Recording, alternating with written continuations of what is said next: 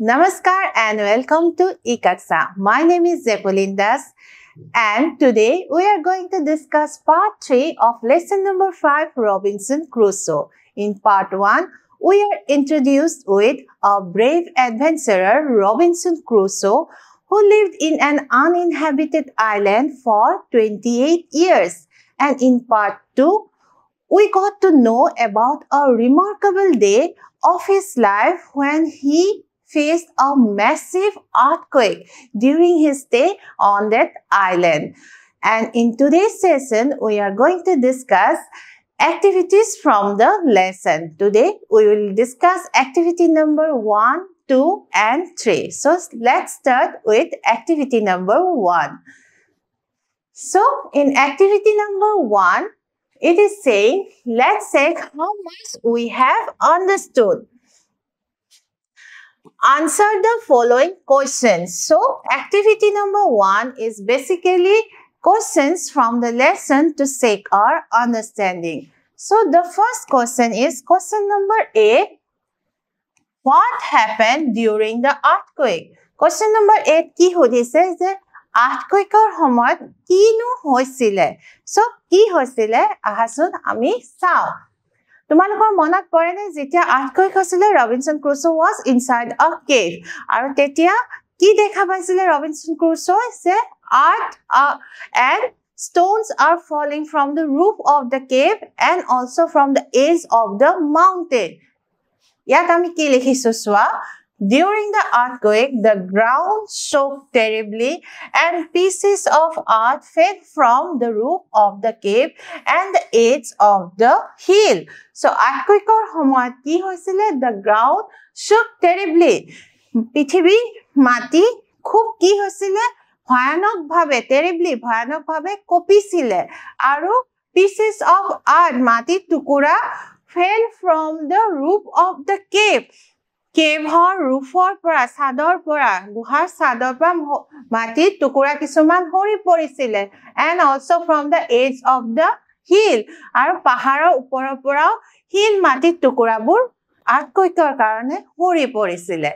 Okay, so come to the next question. Question number B. Why did not Robinson Crusoe feel safe during the earthquake? Earthquakeৰ সময়ত Robinson Crusoe কিয় safe নিৰাপদ অনুভৱ কৰা নাছিলে কিয় অনুভৱ কৰা নাছিলে সোৱা কি লিখিছে Robinson Crusoe did not feel safe because he feared the cave would fall on him and he might get buried inside. Robinson Crusoe কিয় earthquakeৰ সময়ত safe অনুভৱ কৰা নাছিলে কাৰণ সেই সময়ত তেওঁ কেভৰ ভিতৰত আছিল আৰু কেভৰ ৰূফৰ পৰা হিল মাটি টুকুৰা হৰি পৰিব ধৰিছিল আৰু ৰবিনসন ক্ৰুছই ভাবিছিল যদি কেভৰ ভিতৰত থাকে তেনেহলে হিল মাটি পৰি কেভৰ ভিতৰতে ৰবিনসন ক্ৰুছো পুত খাই যাব আৰু সেই কাৰণে তেওঁ ভয় খাইছিল আৰু তেওঁ সেফ অনুভৱ কৰা নাছিল so come to the next question question number C Why did the sea become fearful? সাগৰখন দেখিবলৈ ভয়ানক কিহৰ কাৰণে হৈছিল? Of course, because of the earthquake. আৰু ৰবিনসন ক্ৰুছই কি কৈছিল লেসনটো যে সাগৰখন দেখিবলৈ ইমান ভয়ানক হৈছিল যে কিহৰ কাৰণে যে তেওঁ অনুভৱ কৰিছিল মাটিত গ্ৰাউণ্ডত যিমান কপনি উঠিছে তাতকৈ বেছি হয়তো শেকিং সাগৰৰ তলত হৈছে maybe the source of the earthquake is at the bottom of the sea so কেনেকে লিখিছো আমি আনসারটো সোৱা The sea became fearful because of the earthquake which was followed by a violent storm and a hurricane that caused it to overflow and become rough The sea became fearful. ভয়ানক হৈছিল সাগৰখন because of the earthquake.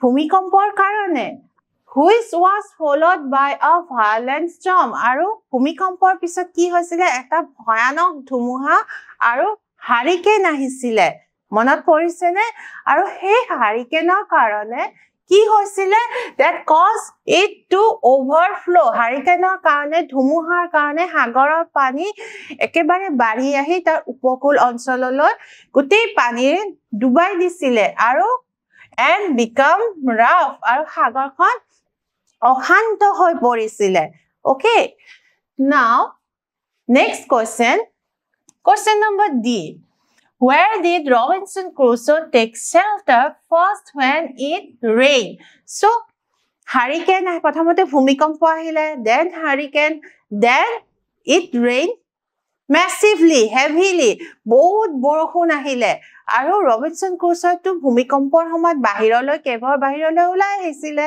আৰু ওলাই অহাৰ পিছত open স্পেচত আহিছিলে কিন্তু যেতিয়া বহুত বৰষুণ দিলে তেতিয়া ৰবিনসন ক্ৰুজ ক'ত আছিল প্ৰথম অৱস্থাত কাৰণ তেওঁ কেভলৈ ঘূৰি যাবলৈ ভয় খাইছিলে কাৰণ আটকুইক আকৌ হ'ব পাৰে বুলি ভাবিছিলে আৰু কেভত থকাটো নিৰাপদ বুলি অনুভৱ কৰা নাছিলে সো প্ৰথম অৱস্থাত বৰষুণ দিওঁতে ৰবিনসন ক্ৰুজ ক'ত আছিল তেওঁ এটা টেন্টৰ ভিতৰত আছিল Robinson Crusoe first took shelter in a tent when it rained যেতিয়া প্ৰথম বৰষুণ দি আছিল তেতিয়া টেন্টৰ ভিতৰত আছিল কিন্তু বহুত সময় যেতিয়া হেভি ৰেইন হৈ আছিল তেতিয়া এই টেন্টৰ ভিতৰৰ পৰা লাহেকৈ নিজৰ কেভলৈ উভতি গৈছিল okay now question number E what qualities of Robinson Crusoe helped him survive the day so hey dinto Robinson Crusoe ki hoisile nijoke nirapod rakhiboloi সক্ষম হৈছিলে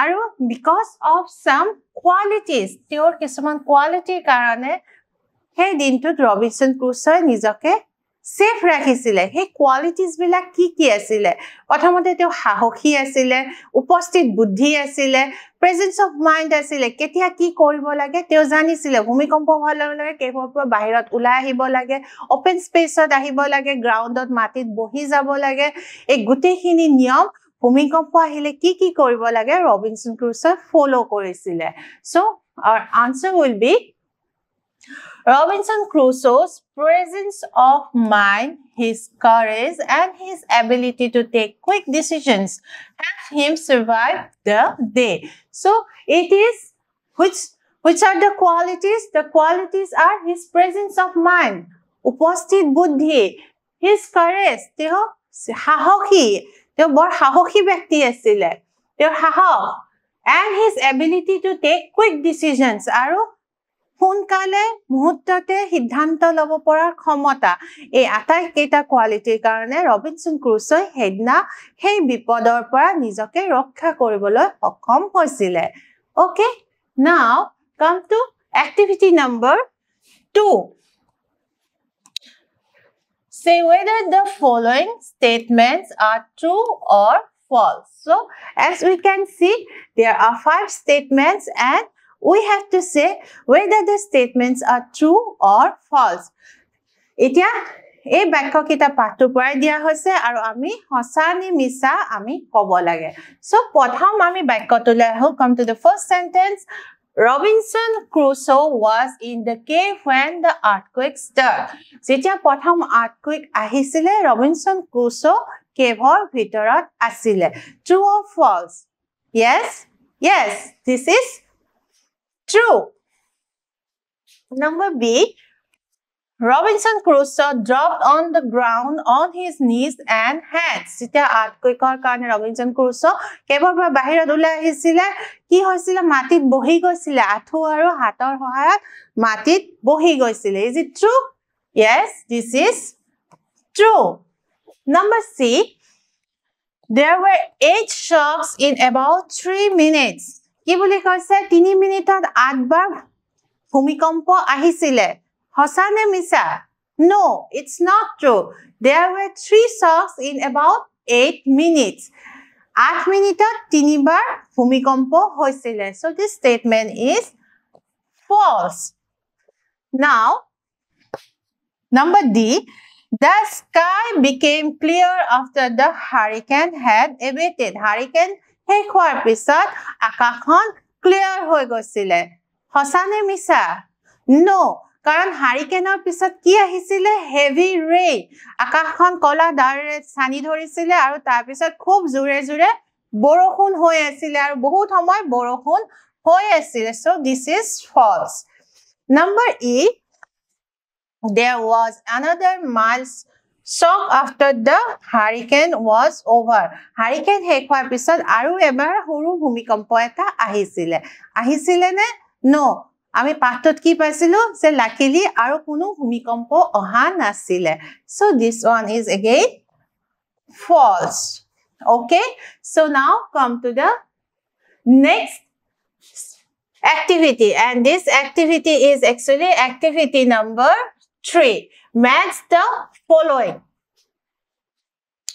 the activity number 3 amar eta column কি দিছে তিনটা শব্দ দিছে the earthquake the storm the rain আৰু ইফালে আমি বি লগত এইফালে কলমটোৰ লগত মিলাব কৈছে সো আসুন আমি মিলাও প্ৰথমতে the earthquake দিছে আৰু earthquakeত কি হয় এইফালে তোমালোকক মিলাই চাব কৈছে earthquakeত আমাৰ কি হয় falling pieces of earth from the roof of the cave and the edge of the hill so earthquakeৰ কাৰণে কি হৈছিল যে pieces of earth from the roof মাটিৰ টুকুৰা ৰূফৰ পৰা হৰি পৰিছিল আৰু কি হৈছিল পাহাৰৰ এজৰ পৰাও শিল মাটিৰ টুকুৰা হৰি পৰিছিল then তাৰ পিছত লেসনটোত কি আহিছিল the storm তাৰ পিছত ধুমুহা আহিছিল ধুমুহাই কি কৰিছিল সোৱা overflowing of the shore uprooting the trees etc ধুমুহাৰ কাৰণে কি হৈছিল ধুমুহাই সাগৰৰ পানী কি কৰিছিল উপকূল অঞ্চললৈ একেবাৰে লৈ আহি গতে উপকূল অঞ্চল ফ্লাডেড কৰি দিছিল overflowing হৈ গৈছিল আৰু কি হৈছিল ডাঙৰ ডাঙৰ trees বিলাক uprooting উঘালি পৰি গৈছিল because of the storm finally the